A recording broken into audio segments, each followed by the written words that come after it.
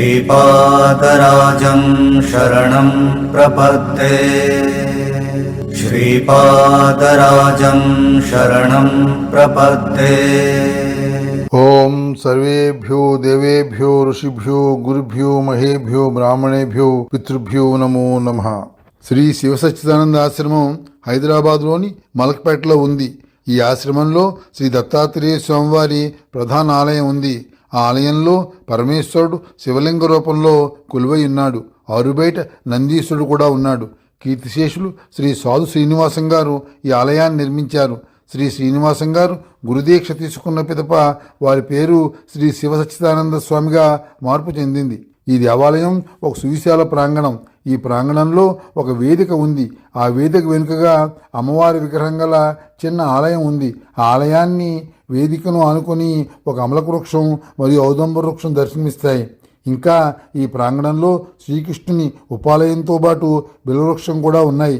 చక్కటి పచ్చటి వాతావరణం ఇక్కడ మనకు కనువిందు చేస్తుంది. హైదరాబాదులో గల శ్రీపాద శ్రీవల్లభ సేవా సమితి వారు శ్రీపాదుని సేవలో అనేక కార్యక్రమాలు నిర్వహిస్తూ ఉంటారు. ఈ కార్యక్రమాలలో భాగంగా శ్రీపాద శ్రీవల్లభ సేవా సమితి ప్రధాన కార్యదర్శి శ్రీమతి బృందాదేవి గారి ఆధ్వర్యంలో ఈ ఆలయంలో అక్టోబర్ 29వ తేదీ మంగళవారం శ్రీపాద శ్రీవల్లభ జాతక గురుబల సిద్ధి వ్రతం ఎంతో వైభవంగా నిర్వహించబడింది.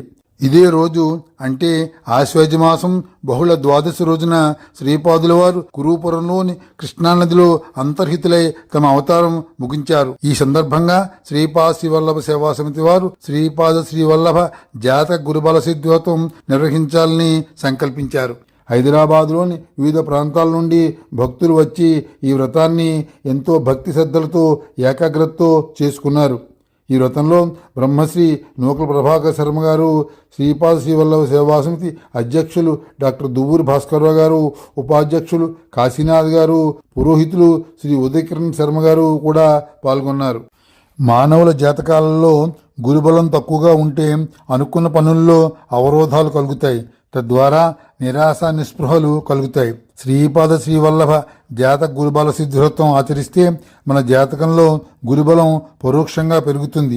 అనుకున్న పనులు ముందుకు సాగుతాయి. తరతరాలుగా సంక్రమించే నాగదోషాలు పోతాయి. దుష్టగ్రహముల పీడ నివారించబడుతుంది. పూర్వజన్మ కర్మ దోషాలు నశిస్తాయి. దీర్ఘాయు కలుగుతుంది. అపమృత్యు దోషం పోతుంది. ప్రమాదాలు అనారోగ్య సమస్యలు నివారించబడతాయి. శత్రుపీడ నరఘోష అంతమవుతాయి. సమస్యలు నివారించబడతాయి. వివాహం కాని వారికి వివాహం అవుతుంది. సంఘంలో కీర్తి గౌరవం లభిస్తాయి. ఉద్యోగ ప్రాప్తి, విదేశీయానానికి అడ్డంకులు తొలగిపోతాయి. సర్వత్రా కార్యసిద్ధి విజయములు లభిస్తాయి. గురుకృపతో సర్వకార్యములందు అనుకూలత లభిస్తుంది. శ్రీపాద శ్రీవల్లభ జాతక గురుబల సిద్ధి వ్రతం సందర్భంగా వచ్చిన వ్రతకర్తలకు, ఆహ్వానితులకు పురోహితుల వారు శ్రీపాదుల వారి జీవిత చరిత్రలో మరికొన్ని విశేషాలు ఈ విధంగా చెప్పసాగారు. దత్తభక్తులరా, గత భాగంలో కులశేఖరుడను మల్లయుద్ధ వీరిని అహంకారం అణచి శ్రీపాదుల వారు అతన్ని ఎలా సంస్కరించారో తెలుసుకున్నాం. శ్రీపాదుల వారి బాల్యంలో పీఠికాపురంలో జరిగిన మరో సంఘటన గురించి ఇప్పుడు తెలుసుకుందాం. శ్రీపాదుల వారు 14వ శతాబ్దంలో పీఠికాపురంలో నివసించే రోజుల్లో పీఠికాపురంలో మహారాజుల సంస్థానం ఉండేది. ఆ రోజుల్లో పీఠికాపుర సంస్థానాన్ని ఒక రాజు ఎంతో సమర్థవంతంగా పరిపాలించేవాడు. ఆ రాజు ప్రతిరోజు రాత్రి మంత్రితో కలిసి మారువేషం ధరించి పీఠికాపురంలో గల వీధులని తిరుగుతూ తన గూర్చి, తన పాలన గూర్చి ప్రజలు ఏమనుకుంటున్నారో తెలుసుకునేవాడు. అలాగే గ్రామ కోడళ్లలో ప్రజలు తమకు గల ఇబ్బందుల గూర్చి ఏ విధంగా ఒకరితో ఒకరు చర్చించుకుంటున్నారో తెలుసుకునేందుకు ఆ గ్రామ కోడళ్ల వద్దకు కూడా మారువేషంలో రాజు మంత్రి వెళ్ళి ప్రజల మనోభావాలను తెలుసుకునేవారు. ఒకరోజు ఒక వీధిలో ప్రజలు మాట్లాడుకుంటూ ఉంటే రాజు మంత్రితో కూడి ఆ ప్రజల వద్దకు మారువేషంలో వెళ్ళాడు. ఆ సమయంలో ప్రజలు తమ గ్రామంలో ఉన్న దత్తాత్రేయ స్వరూపుడైన శ్రీపాదునికి ఎన్నో ప్రతిభా విశేషాలు ఉన్నాయని, ఈ మధ్యనే తమ దైవశక్తితో ఎంతో బలవంతుడైన కులశేఖరుడైన మల్లయుద్ధ వీరిని పరాజయం పాలు చేసి అతని అహంకారం అణిచాడని అనుకుంటున్నారు. మారువేషంలో ఉన్న రాజు ప్రజలు అనుకుంటున్న మాటలన్నీ విన్నాడు. ఆ మరునాడు మంత్రితో, మంత్రివర్య, మన రాజ్యంలో దత్తాత్రేయ అవతారుడైన ఒక బ్రాహ్మణ బాలుడు ఉన్నాడని, అతనికి విశేష దైవీక శక్తులు ఉన్నాయని ప్రజలు అనుకుంటుండగా విని ఎంతో ఆనందించాను. ఆ బ్రాహ్మణ బాలుని చూడాలని నా మనస్సు ఉవ్విళ్ళూరుతున్నది. అందువల్ల వెంటనే ఆ బాలుని మన సంస్థానానికి నా దర్శనార్థమే రమ్మని కబురు పంపు అని రాజు మంత్రితో అన్నాడు. అంత మంత్రి, మహారాజా, నేను ఆ బాలుని గూర్చి ఇదివరకే విన్నాను. ఆ బాలుడు స్థానికంగా పీఠికాపురంలో వెలిసిన స్వయంభూదత్తుని ప్రతిరూపమని గ్రామస్తులు భావిస్తూ ఆ బాలుని ఎడ్ల భక్తిభావంలో కలిగి గ్రామస్తులు ఆ బాలుడు ఎక్కడ కనపడినా ఆ బాలునికి నమస్కరిస్తూ ఉంటారని కూడా విన్నాను. ఆ మధ్య ఈ బాలుడు నరసాధువులనే బ్రాహ్మణ పండితునికి ప్రాణదానం చేశాడని కూడా విన్నాను. అంతటి విశేష దైవిక శక్తులు కలిగిన ఆ బాలుని ఇంటికి వెళ్ళి మనం దర్శిస్తేనే ఎంతో సముచితంగా గౌరవప్రదంగా ఉంటుంది. కానీ ఆ బాలుని మన ఆస్థానానికి రమ్మని పిలుచుట ఆక్షేపణీయంగా ఉంటుందని అనుకుంటున్నానని మంత్రి రాజుతో అన్నాడు. అప్పుడు రాజు మంత్రితో, మహామంత్రి, నేను ఈ పీఠికాపుర సంస్థానానికి పాలకుడను. నేను రమ్మని ఎవరిని పిలిచినా వారు నా దగ్గరకు రావాల్సినదే. నేను ఆ బ్రాహ్మణుల వీధికి వెళ్ళి ఆ బాలుని దర్శించే ప్రసక్తే లేదు. మీరు వెంటనే ఆ బ్రాహ్మణ బాలుని తీసుకుని రాజస్థానానికి రమ్మని ఆ బాలుని తల్లిదండ్రులకు తాకీదు పంపండి అని రాజు మంత్రిని ఆదేశించాడు. పిమ్మట మంత్రి తాకీదును రాజు యొక్క సముఖంలో తయారు చేయించి రాజు అనుమతి పొందాడు. అటుపై సైన్యాధ్యక్షుని భటులను పిలిచి ఆ తాకీదును అప్పలరాజు శర్మకు అందజేయమని ఆదేశించాడు. రాజభట్లు గ్రామంలోకి వీధుల గుండా వెళ్ళుచుండగా గ్రామస్తులు ఆశ్చర్యపడ్డారు. రాజభట్లు శ్రీపాదుల వారి ఇంటికి వెళ్ళగానే సుమతి వీధి తలుపు తీసింది. రాజభట్లు రాజశర్మ గారిని కలవాలని చెప్పి లోపలి వసారాలోకి ప్రవేశించారు. రాజభట్లు వచ్చారని తెలిసి రాజశర్మ వసారాలోకి వచ్చాడు. ఆ సమయంలో ఆ వసారాలోనే శ్రీపాదుల వారితో పాటు బాపనార్ల వారు కూడా ఉన్నారు. రాజభట్లు తాకీదును రాజశర్మకు అందజేశారు. ఆ తాకీదును తీసుకుని రాజశర్మ బిగ్గరగా చదవసాగాడు. ఆ తాకీదులో రాజశర్మ గారు, మీరు మీ కుమారుడైన శ్రీపాద శ్రీవల్లభునితో పాటు మీ మామగారైన బాపనార్ల వారితో కూడి రాజుగారి ఆస్థానంలోకి రావాలి. పీఠికాపుర సంస్థానాధీశుడైన రాజు మీ కుమారుని చూడాలని అనుకుంటున్నారు. అందువల్ల మీరందరూ రాజుగారి సంస్థానానికి రండి అని ఆ తాకీదులో వ్రాయబడి ఉంది. ఆ తాకీదు చూసి రాజశర్మ, బాపనర్ల వారు ఎంతో ఆశ్చర్యానికి గురయ్యారు. శ్రీపాదుల వారు ఎంతో ఆగ్రహం చెందారు. రాజభట్లను వేచి ఉండమని చెప్పి బాపనార్ల వారు, శ్రీపాదులు మొదలు కుటుంబ సభ్యులు వేరే గదిలోకి వెళ్లారు. ముందుగా రాజశర్మ, సనాతన బ్రాహ్మణ కుటుంబీకులమైన మనం రాజుగారి యొక్క ఆస్థానానికి వెళ్ళడం నాకు ఇష్టం లేదని నలుగురు 4 రకాలుగా అనుకుంటారని అన్నాడు. అంత శ్రీపాదుల వారు బాపనార్ల వారితో, తాత, మనలను రాజస్థానానికి రమ్మని పంపిన తాకీదు అంటే రాజు యొక్క ఆదేశం. ఇది సముచిత ఆహ్వానం కాదు. ఇది ఎంతో అవమానకరం. ఇది రాజు యొక్క అహంకార బుద్ధిని తెలియజేస్తోంది. ఇంతటి అహంకారుడైన రాజుకు బుద్ధి చెప్పాలి. అతనికి పెద్దలను ఎలా గౌరవించాలో తెలియాలి. జ్ఞానోదయం అవ్వాలి. గురువుల పట్ల గౌరవం ఏర్పడాలి. అందువల్ల అవమానకరమైన ఈ ఆహ్వానాన్ని నేను తిరస్కరిస్తున్నానని శ్రీపాదుల వారు అన్నారు. అప్పుడు బాపనార్ల వారు, నాయనా శ్రీపాద, కోటలోనికి వెళ్ళుటకు నీకు గల అభ్యంతరం ఏమిటి? రాజుతో గొడవలెందుకు? రాజు బలవంతుడు కదా, మనను ఇబ్బందులు గురి చేయవచ్చు. మరోసారి ఆలోచించు అని బాపనార్ల వారు శ్రీపాదుల వారితో అన్నారు. అంత శ్రీపాదుల వారు, తాత, మహారాజుకు భక్తి లేదు. నా దర్శనం ఎవ్వరికీ అంత సులభంగా లభించదు. రాజుకు అహంకారం అంతరించిన తర్వాత మాత్రమే నా దర్శనం అవుతుంది. మీరు భయపడవలదు అని బాపనార్ల వారికి శ్రీపాదుల వారు తెలిపారు. పిమ్మట శ్రీపాదుల వారు వసారాలో వేచి ఉన్న రాజభట్ల వద్దకు వెళ్ళి వారితో, రాజభట్లారా, మీ మహారాజుకు నన్ను చూడవలనని ఆసక్తి ఉన్నచో అతడే స్వయంగా మా ఇంటికి రావాలి. నేను రాజు వద్దకు వచ్చే ప్రసక్తి లేనేలేదు. అతడు పీఠికాపుర సంస్థానమునకు కేవలం రాజు మాత్రమే. నేను ఈ సృష్టికంతకీ రారాజును, చక్రవర్తిని కూడా. నేను ఈ సమస్త భువనములకు సార్వభౌముడను. కనుక మీ రాజే నా వద్దకు రావాలి.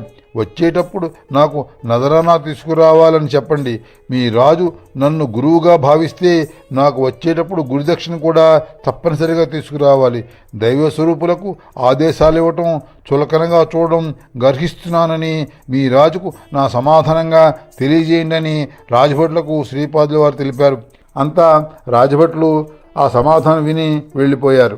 అనంతరం బాపనాయుడుల వారు శ్రీపాదుల వారి సమాధానంతో రాజు ఆగ్రహం చెందితే రాగల పరిణామాలు ఎలా ఉంటాయోనని కలవరపడ్డారు.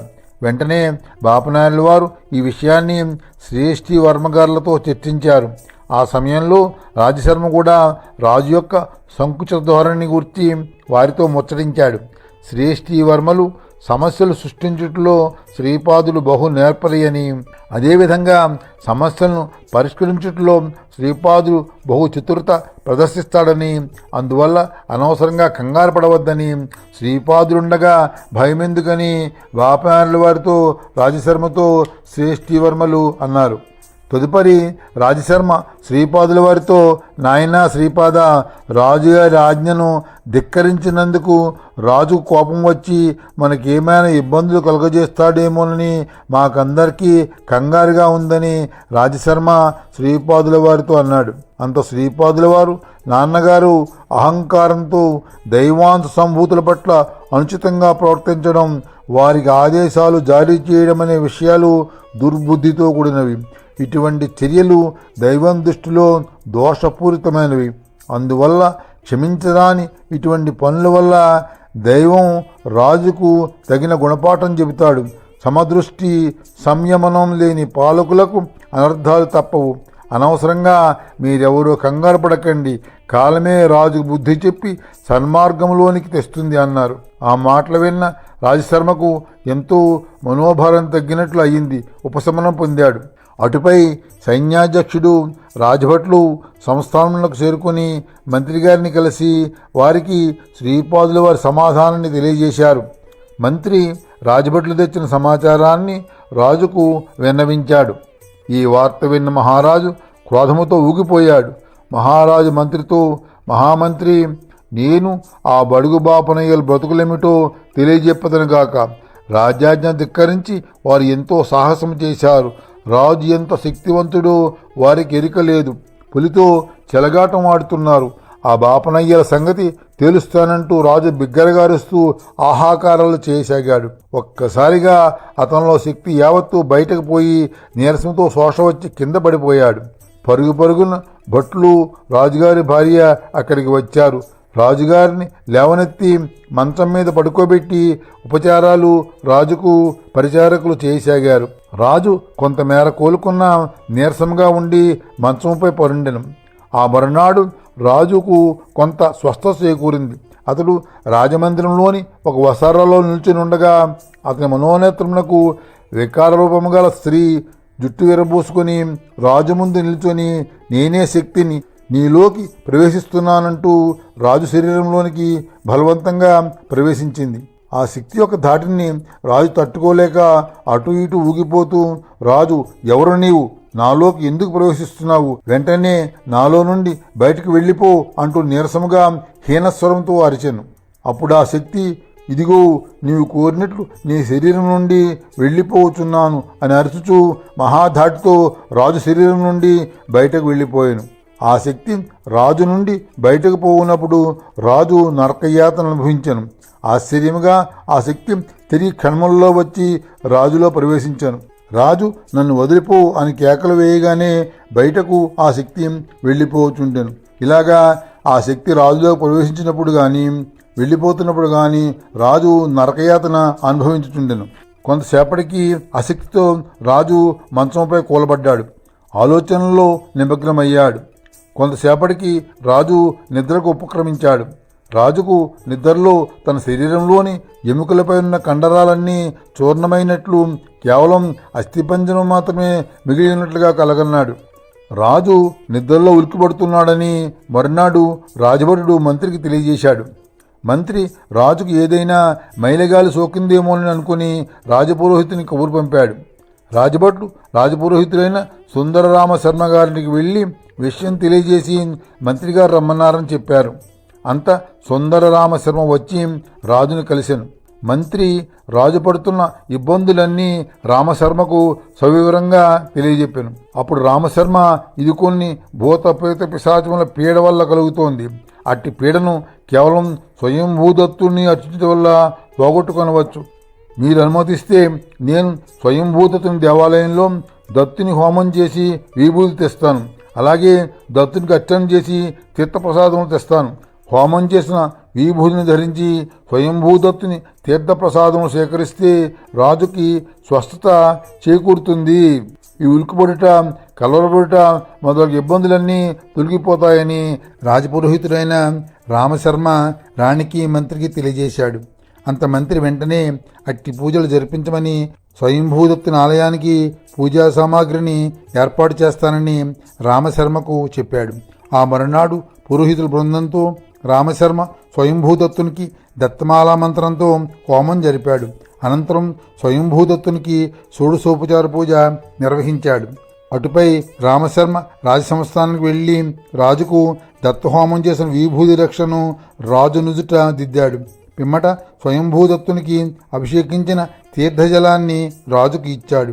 రాజు ఆ జలాన్ని ఒక పాత్రలో పోసుకుని సమృద్ధిగా స్వీకరించాడు. ప్రసాదాన్ని కూడా రాజుకు అందజేసి రామశర్మ ఇంక భయం వలదు అని చెప్పి వెళ్ళిపోయాడు. స్వయంభూదత్తుని విభూతి ధరించి తీర్థప్రసాదములు స్వీకరించిన పిదప రాజుకు స్వస్థత చేకూరింది. ఆ స్త్రీ శక్తి యొక్క రాకపోకలు రాజు శరీరంలోకి నిలిచిపోయాయి. రాజులో భయం, కంగారు, ఉలికిపడు తగ్గాయి. రామశర్మ అర్చన విధానం పట్ల రాజుకు గురి కుదిరింది. ఆ మరునాడు సుందర రామశర్మ రాజును కలవగానే రాజు తన ఆరోగ్యం కుదిరబడినట్లుగా తెలియజేశాడు. అంత రామశర్మ రాజుగారితో, మహారాజా, చూచారా, మా అర్చన ఎంత శీఘ్రంగా ఫలించిందో. మా అంతటి మంత్రశక్తి ఎవ్వరికీ లేదు. అప్పలరాజ శర్మ ఇంట్లో కాలాగ్ని శమనదత్తుని విగ్రహం ఉంది. రాజశర్మ నిత్యం ఆ విగ్రహాన్ని అర్చించడం వల్ల కొన్ని చిన్న చిన్న శక్తులు అతనికి సిద్ధించినవి. అలాగే బాపనారుల వారు తమ మంత్రానుష్ఠానం ద్వారా కొన్ని శక్తులను పొంది ఉన్నారు. శ్రేష్ఠి వ్యాపారస్తుడు లాభార్జనే ధ్యేయంగా ముందుకు సాగుతాడు. వర్మ మూర్ఖుడు. వీరందరూ కలిసి అభూత కల్పనలతో శ్రీపాదుడు దత్తావతారుడని, అతనికి అద్భుత శక్తులున్నాయని శ్రీపాదుని స్తుతిస్తూ ప్రచారం చేయుచున్నారు. అవన్నీ అబద్ధాలు, ఉత్తుతి మాటలు. కావున మీరు చింతించకండి. శ్రీపాదుని రప్పించి అతన్ని దర్శించుకోవలసిన అగత్యం కానీ అవసరం కానీ మీకు లేదు. నిజానికి రాజ్యాజ్ఞను ధిక్కరించడానికి వారికి ఎన్ని గుండెలు కావాలంటే మీరు బలవంతంగానైనా సైనిక బలంతో వారిని మీ ఆస్థానమునకు రప్పించుకోగల సమర్థులు. మీరు సహృదయులు కాబట్టి ఆ పని చేయలేదు. ఏది ఏమైనా మా అనుష్ఠానం గొప్పది కాబట్టి మీకు ఆరోగ్యం కుదిరబడింది. అదే మాకు 10,000, అదే మాకు ఆనందము అని రామశర్మ రాజుతో అన్నాడు. అంత రాజు, విప్రోత్తమ, ఆ బడుగు బ్రాహ్మణులను నా వద్దకు బలవంతంగా రప్పించటం వల్ల నాకు ప్రత్యేక లాభం ఏమి కలుగుతుంది? పైగా నాకు ప్రజలలో బ్రాహ్మణులకు ఇబ్బంది కలుగజేశానని అపకీర్తి వస్తుంది. బ్రాహ్మణులంతా నాకు శత్రువులైపోతారు. అందుకే ఈ విషయాన్ని అంతగా పట్టించుకోకుండా వదిలివేశానని రాజు రామశర్మకు తెలిపాడు. పిమ్మట రామశర్మ వెళ్ళిపోయాడు. రాజు సంపూర్ణ ఆరోగ్యవంతుడైనాడు. ఒకరోజు మంత్రిని పిలిచి, రాజు, మంత్రివర్య, చూచారా, శ్రీపాదుడు నాపై ప్రయోగించిన శక్తులన్నీ రామశర్మ పూజలతో పటాపంచలయ్యాయి. నాకు ఇప్పుడు సంపూర్ణ ఆరోగ్యం చేకూరిందన్నాడు. ఇలా కొన్ని రోజులు ప్రశాంతంగా గడిచిపోయాయి. పీఠికాపురం సరిహద్దుల్లో దట్టమైన అడవులుండేవి. ఆ అటవిక ప్రాంతంలో దొంగల భయం ఎక్కువగా ఉండేది. ఒక దొంగల ముఠ ఆ మధ్యకాలంలో ఆ అరణ్యంలోకి ప్రవేశించింది. ఆ గజ దొంగల ముఠ ఒక కొండ గుహలో తమ స్థావరం ఏర్పాటు చేసుకుంది. దొంగలు గుర్రాలనెక్కి వివిధ ప్రాంతాల్లో దోపిడీలు చేయసాగారు. బళ్లపై వెళుతున్న ప్రయాణికులను దారిలో అడ్డగించి వారి నగలు, ధనము దోచుకునేవారు. అధికంగా దారి దోపిడీలు జరుగుతూ ఉండేవి. ప్రజల ధన, మాన, ప్రాణములకు రక్షణ లేకుండా పోయింది. దీనితో ప్రజలందరూ మూకుమ్మడిగా రాజు వద్దకు వెళ్ళి రాజ్యంలో దొంగలు విచ్చలవిడిగా తిరుగుతున్నారని, ప్రక్క గ్రామాలకు వెళ్లాలంటేనే భయంగా ఉందని, దారిలో దొంగలు మాటువేసి తమ ధన సంపదను కొల్లగొడుతున్నారని రాజుకు తెలియజేశారు. అంత రాజు ప్రజలతో, భయపడకండి, ఈ దోపిడీలు అరికట్టేందుకు తగిన ఏర్పాట్లు చేస్తాం అని అన్నాడు. ఆ రోజు నుండి రాజ్యమంతా దోపిడీలు అరికట్టేందుకు, దొంగలను పట్టుకునేందుకు సైనికులను కాపలా పెట్టారు. సైనికుల పహారా ఉన్నా ఆ దొంగలు ఇళ్లల్లో చొరబడి ఇంటి యజమానులను భయపెట్టి ధనం, బంగారు నగలు దోచుకోసాగారు. దొంగలు తమపై తిరగబడిన గ్రామస్తులను హత్య చేసేవారు. ఈ అరాచకాలను అరికట్టాలని రాజే స్వయంగా సైనికులను తీసుకుని దొంగలను పట్టుకోవాలని అటవీ ప్రాంతంలోకి వెళ్ళాడు. ఒక ప్రదేశంలో కొంతమంది దొంగలు సైనికులను దారి కాసి అటకాయించారు. దీనితో రాజు ఒంటరిగా ముందుకు సాగుతూ ఉంటే రాజుగారికి దొంగల నాయకుడు తారసపడ్డాడు. రాజు దొంగల నాయకుడిని బంధించాలని అతనితో కత్తియుద్ధానికి దిగాడు. కానీ కొంతసేపు దొంగల నాయకుడు రాజుతో పోరు సల్పి రాజును ఎదిరించి రాజును దొంగలందరూ కలిసి చెట్టుకు కట్టివేశారు. పిమ్మట దొంగలందరూ గుర్రాలెక్కి పారిపోయారు. కొంతమంది సైనికులు రాజును వెతుక్కుంటూ వచ్చి రాజును చూసి అతనికి కట్టిన త్రాళ్లను విప్పి బంధవిముక్తిని చేశారు. రాజు అవమాన భారంతో కొంతసేపు సేద తీరాడు. అటుపై మెల్లగా తన గుర్రాన్ని ఎక్కి రాజ్యానికి చేరుకున్నాడు. ఆ మరునాడు జరిగిందంతా మంత్రికి చెప్పి రాజపురోహితుడైన రామశర్మను పిలిపించమన్నాడు. రామశర్మ వచ్చి రాజును కలిశాడు. అంత రాజు రామశర్మతో, అయ్యా బ్రాహ్మణోత్తమ, దొంగలతో నేను యుద్ధం చేసి పరాభవం పొందాను. రాజ్యం అంతా దొంగల స్వైర్విహారంతో అల్లకోలంగా మారింది. ఇదివరకు ఇటువంటి పరిస్థితులు లేనేలేవు అని రాజు రామశర్మతో అన్నాడు.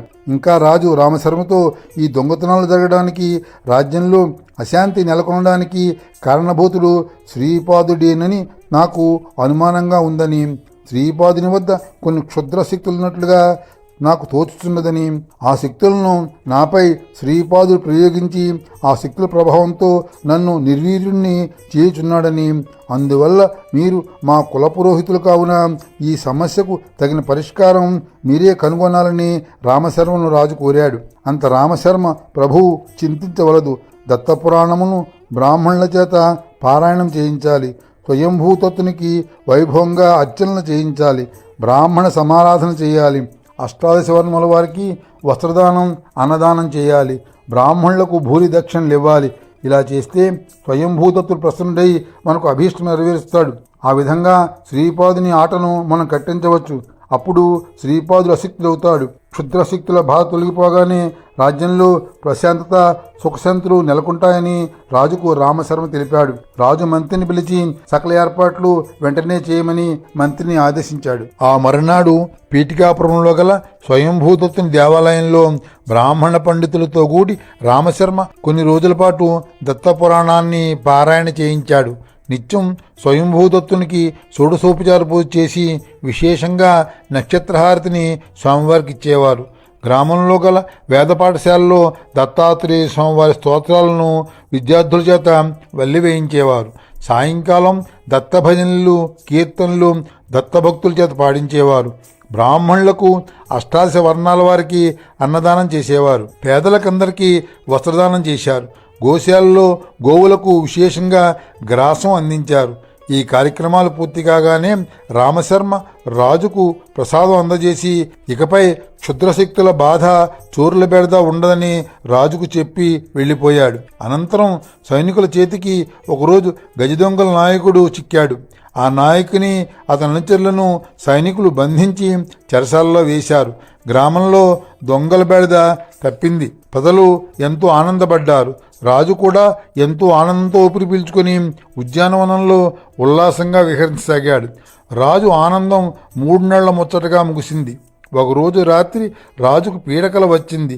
ఆ కలలో రాజుకు తన పూర్వీకులైన పితృదేవతలు స్వప్న దర్శనమీయసాగారు. వారందరూ బక్కచిక్కని దేహములతో అన్నం కోసం పడిగాపులు పడుతున్నట్లుగా, బిచ్చగాళ్ల వలె అన్నం కోసం ఎదురుచూస్తున్నట్లుగా కనిపించింది. మరో రోజు రాజు స్వప్నంలో రాజు యొక్క తాత, తండ్రి దర్శనమిచ్చి, మాకు నీవు ప్రతి సంవత్సరము శ్రాద్ధం ఎందుకు పెట్టట్లేదు? మాకు శ్రాద్ధ భోజనం అందక మేము ప్రేతదేహంతోనే ఉంటున్నామని అన్నారు. అప్పుడు రాజు తాను శాస్త్రోక్తంగా శ్రాద్ధ కార్యక్రమములు చేయుచున్నానని పితృదేవతలకు తెలియజేశాడు. అంత పితృదేవతలు, నీవు శ్రాద్ధం పెడుతున్నా అవి మాకు అందకపోవటం వల్ల మాకు సద్గతులు లభించటం లేదని అంటూ బాధతో దుఃఖిస్తూ అదృశ్యమయ్యారు. దీంతో రాజు యొక్క మనసు వికలమయ్యను. ఆ మరుసటి రోజు వేరొక స్వప్నంలో రాజుకు భూత ప్రేత పిశాచములు కనిపించి కేకలు పెడుతూ గగ్గోలు చేయసాగినవి. దీనితో రాజు ఎంతగానో భయభ్రాంతులకు లోనయ్యను. ఈ స్వప్నముల వల్ల రాజు నిద్రలేని రాత్రులు గడుపుతూ విపరీతమైన మనోవేదన గురికాసాగాడు. ఇది ఇలా ఉండగా రాజుగారికి పెళ్లి కావలసిన కుమార్తె ఉండేది. ఆమె చక్కగా సౌందర్యవతిగా ఉండేది. తండ్రితో మంచి సంభాషణ చేసేది. ఉన్నట్టుండి ఆమెను భూతము ఆవహించినది. దీనితో రాజకుమార్తె జుట్టు విరబోసుకుని వికటాట్టహాసం చేసేది. ఇంటిలోని వస్తువులు విసిరేసేది. దీంతో రాణి రాజకుమార్ చెలికెత్తలు ఎంతో కంగారు పడేవారు. ఉన్నట్టుండి రాజభవనంలోని వస్త్రములకు నిప్పు అంటుకుని మంటలు వ్యాపించేవి. రాజుగారి భార్య మనోవేదనతో మంచం పట్టింది. ఇలా రాజభవనం అంతా అశాంతి నెలకొంది. రాజభవనంలో ఈ దుర్భర పరిస్థితులను చూచి రాజు విచారవదనంతో ఏమి చెయ్యాలో తోచక అయోమయంతో మంచంపై పరుండి ఆలోచించేవాడు. శ్రీపాదుని దుర్భాషలాడిన రాజపురోహితుడైన సుందరరామశర్మ సాంసారిక జీవితం కూడా అల్లకల్లోలమైంది.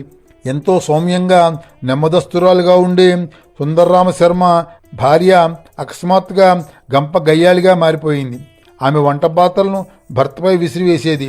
రామశర్మ భోజనం చేస్తూ ఉంటే చేతికర్రతో భర్తను భయపెట్టేది. కొడుకు త్రాడు తెచ్చి సుందరరామశర్మను స్తంభానికి కట్టివేసి ఆనందిస్తూ దుర్భాషలాడేవాడు. రామశర్మ కుమార్తె తండ్రిపై పాదరక్షలు విసిరేది. ఇలా శర్మ జీవన పరిస్థితులు అల్లకల్లోలమయ్యాయి. శర్మ ఈ పరిస్థితుల వల్ల బాధతో కృంగిపోయాడు. ఇక దత్తపారాయణ చేసిన బ్రాహ్మణుల ఇంట భూత ప్రేత పిశాచములు యథేచ్ఛగా తిరిగాడుతూ ఆ బ్రాహ్మణులను వారి కుటుంబ సభ్యులను భయభ్రాంతులను చేసేవి. అంత ఆ భూతములు బ్రాహ్మణులతో, ఓ విప్రులారా, మీరు దక్షిణకు ఆశపడి రాజుకు పౌరోహిత్యం చేస్తూ పారాయణలు చేయుచున్నారు. మేమందరము ఆ రాజు యొక్క వంశంలో పూర్వకాలంలో సభ్యులమే. మేమందరము ఆ రాజవంశీకుల పూర్వీకుల చేత ఎన్నో బాధలు పడ్డాం. మాతృ సమానులమైన మమ్ము చెరపట్టి గతంలో ఈ రాజవంశీయులు మానభంగం చేశారు. అందుకే ఈనాడు మేము ఈ రాజవంశం మీద పగ తీర్చుకుంటున్నాము. మీరు మా కార్యక్రమములకు అడ్డు వస్తే మిమ్మల్ని కూడా వదలము అంటూ బ్రాహ్మణులతో ఆ స్త్రీభూతములు చెప్పాయి. ప్రస్తుతం రాజు వద్ద గల ధర్మునకు ద్రవ్యశుద్ధి లేదు. ఆ ధర్మతో రాజు ఎప్పుడూ మంచి కార్యక్రమాలు చేయలేదు.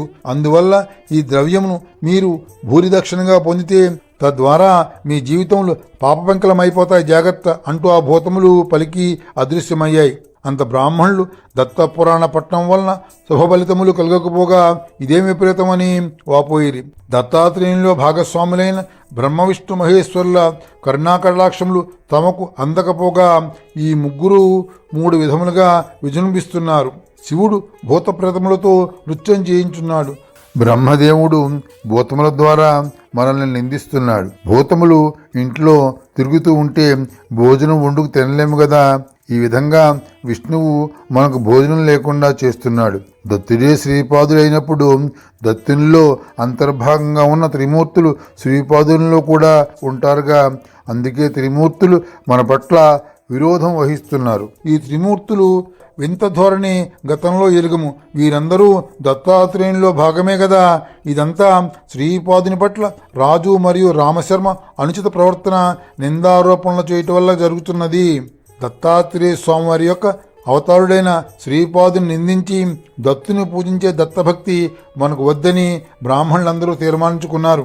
ఆ మరునాడు రాజు దగ్గరకు రామశర్మ ఇతర బ్రాహ్మణులు వెళ్ళి తమ ఇళ్లలో జరుగుతున్న అకృత్యములు, తమ ఇబ్బందులు చెప్పుకుని కన్నీరు కార్చారు. రాజు కూడా తన ఇంట్లో గల అశాంతిని వారికి వివరించాడు. దత్తావతారుడైన శ్రీపాదుని ఒక ప్రక్క నిందిస్తూ మరొక ప్రక్క దత్తునికి పూజలు చేయటం తప్పు, అందువల్లే మన పూజలు గాని పారాయణాలు గాని ఆశించిన ఫలితాలను ఇవ్వటం లేదని బ్రాహ్మణులు రాజుకు తెలిపారు. అనంతరం రాజును కలిసి మంత్రి, మహారాజా, ఈ సమస్యలకన్నిటికీ పరిష్కారం ఒకటి. అది మనం శ్రీపాదుని కలిసి వారిపై మనం చేసిన నిందారోపణలకు క్షమాపణలు కోరడమే. ఈ విషయంలో మీరు ఆలోచించి తగిన నిర్ణయం తీసుకోండి. ఇంతకంటే వేరే పరిష్కార మార్గము నాకు కనబడట్లేదు అని చెప్పి మంత్రి వెళ్ళిపోయాడు. ఆ రోజు రాత్రి రాజు మంత్రి చెప్పిన పరిష్కార మార్గముపై పరిపరి విధములుగా ఆలోచించాడు. ఇక తాను అశక్తుడని తెలుసుకున్నాడు. అందువల్ల శ్రీపాదుని దర్శించి క్షమాపణలు కోరాలని నిశ్చయించుకున్నాడు.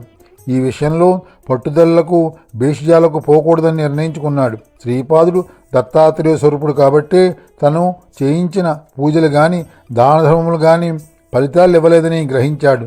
శ్రీపాదునిలోనున్నది దైవశక్తి మాత్రమేనని అర్థం చేసుకున్నాడు.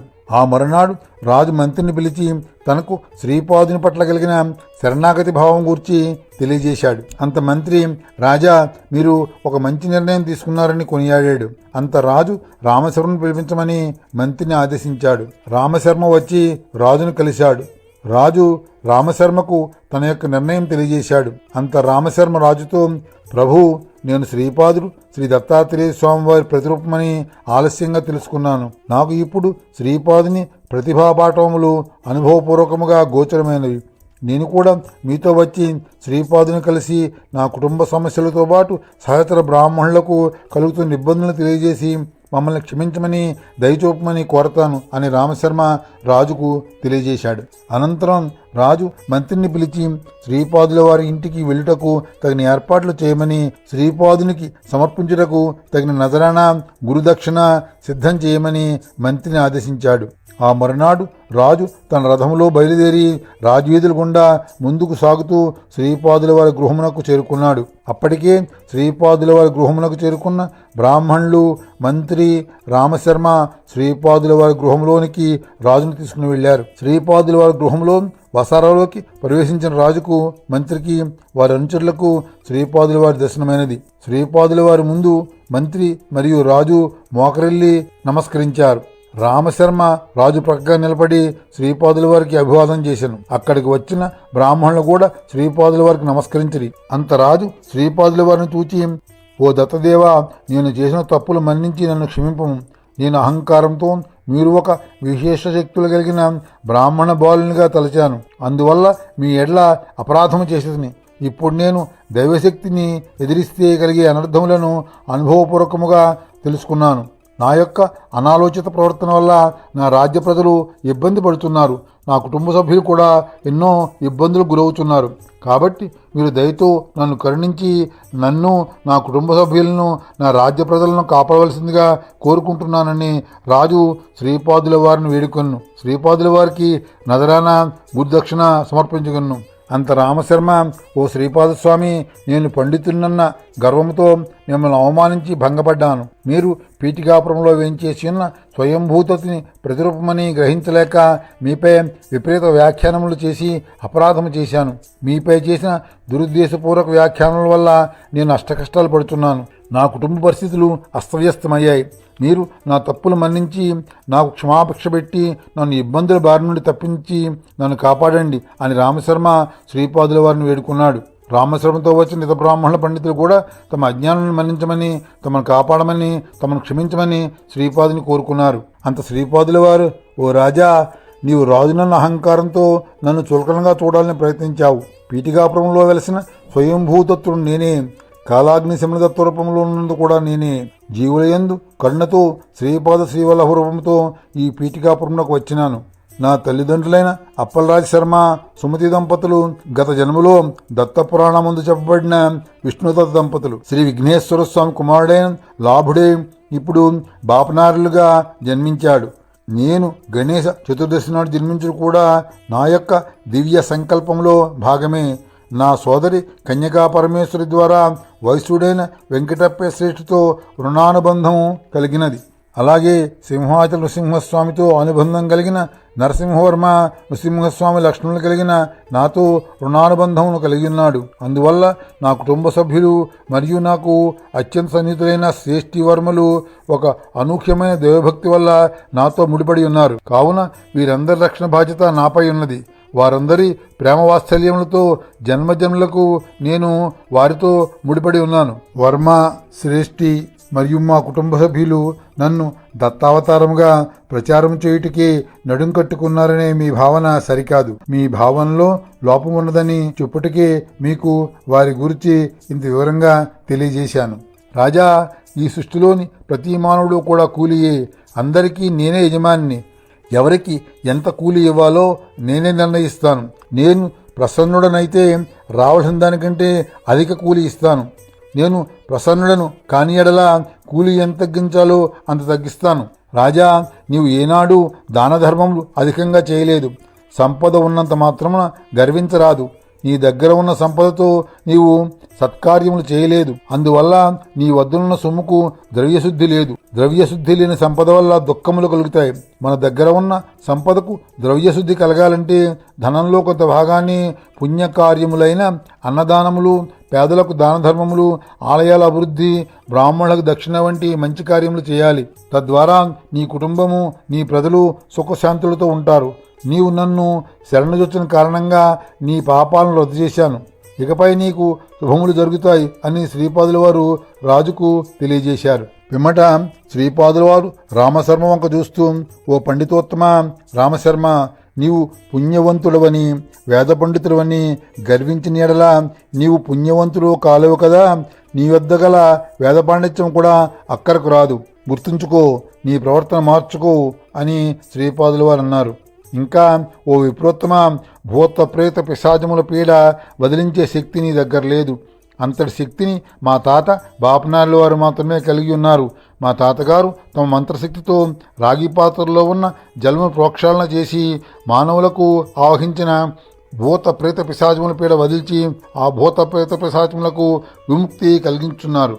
అదే విధముగా నేను కూడా నృసింహ సరస్వతిగా వచ్చే జన్మలో అవతారం దాల్చినప్పుడు గంధర్వపురములో భూత ప్రేత పిశాచములు ఆవహించిన భక్తులు నన్ను ఆశ్రయించడంతో నేను ఆ భూతపీడ వారికి వదిలించుటయేగాక ఆ భూత ప్రేత పిశాచములకు సద్గతి కూడా కలిగిస్తాను. అందువల్ల నేను వచ్చే జన్మలో మా తాత బాపనాయుల వారి ముఖ పోలికలతో నృసింహ సరస్వతిగా జన్మిస్తానని శ్రీపాదుల వారు రామశర్మతో అన్నారు. అనంతరం అక్కడికి వచ్చిన బ్రాహ్మణులను చూచి, ఓ పండితులారా, దుష్కార్యములు చేసిన వారిని రక్షించుటకు వేద సంపదను ఉపయోగించరాదు. వేద సంపద కర్మఫలము పోగొట్టుటకే ఉపయోగించాలి సుమా. ఇది మీరు తెలుసుకోవాలి. ఇక్కడకు రాజుతో పాటు వచ్చిన మీ అందరి పాపపుణ్యముల చిట్ట అవర్జ లెక్కలన్నీ నా దగ్గర భద్రంగా ఉన్నాయి. మీరందరూ నన్ను శరణ వేడుచున్న కారణంగా దయతో మీ అందరి పాపకర్మ ఫలములు రద్దు చేసి తిని నన్ను శరణుజొచ్చి ప్రేమతో శ్రీపాద, దత్తప్రభో, శ్రీవల్లభ, దిగంబర అని భక్తితో సేవిస్తే మీ పాపములను దహించి వేసి మిమ్మల్ని పుణ్యవంతులను చేస్తాను. సత్యమును అసత్యముగాను, అసత్యమును సత్యముగాను భావించడం వల్ల మీకందరికీ ఈ విధమైన సంకటములు కలిగినవి. శ్రీపాద శ్రీవల్లభుని నిందించిన కారణమున మీరు దత్తపురాణమును పారాయణ చేసినప్పటికీ మీకు ఆ పారాయణ ఫలితం అందకపోగా వింత వింత చిక్కుల్లో మీ అందరూ పడ్డారు. దత్తుడే స్వయంగా శ్రీపాద శ్రీవల్లభుని రూపమున పీఠికాపురంలోకి వచ్చి ఉన్నాడు. ఇది సత్యము, గ్రహించండి అని రాజుతో పాటు వచ్చిన వారందరికీ శ్రీపాదుల వారు తెలియజేశారు. పిమ్మట రాజు, రామశర్మ మరియు బ్రాహ్మణులు శ్రీపాదుల వారికి నమస్కరించి శ్రీపాదుల వారి ఆశీర్వాదములు పొంది వెళ్ళిపోయారు. శ్రీపాద, చిక్కుముళ్లను సృష్టించి వాటిని నీ చిత్రతతో ఆనందంగా విప్పి కథను సుఖాంతం చేయుట్లో నీవు బహు గడసరివి అని బాపనాయుల వారు శ్రీపాదని ప్రశంసించారు. అనంతరం రామశర్మ ఇంట్లోనూ మిగిలిన బ్రాహ్మణుల ఇళ్లలోనూ కుటుంబ పరిస్థితులు చక్కబడి అందరూ వారందరి కుటుంబ సభ్యులతో ఆనందం గడపసాగారు. రాజు కూడా తన భార్య, కుమార్తెతో సుఖంగా గడపసాగాడు. రాజ్యంలో ప్రతి ఒక్కరూ తమ శక్తి మేరకు దాన ధర్మాలు చేస్తూ సాటివారికి తోడ్పడాలని రాజు ప్రకటించాడు. అటుపై శ్రీపాదుని దయతో పీఠికాపుర రాజ్యమంతా సుఖ సంతోషాలతో వెలసిల్లింది. మరిన్ని విశేషాలు మరో భాగంలో తెలుసుకుందాం. దిగంబర దిగంబర శ్రీపాద వల్లభ దిగంబర శ్రీపాదరాజవరద గోవింద గోవింద. దువ్వూరి భాస్కర్రావు. श्रीमदनंत श्री विभूषित अप्पल लक्ष्मी नरसिंह राजा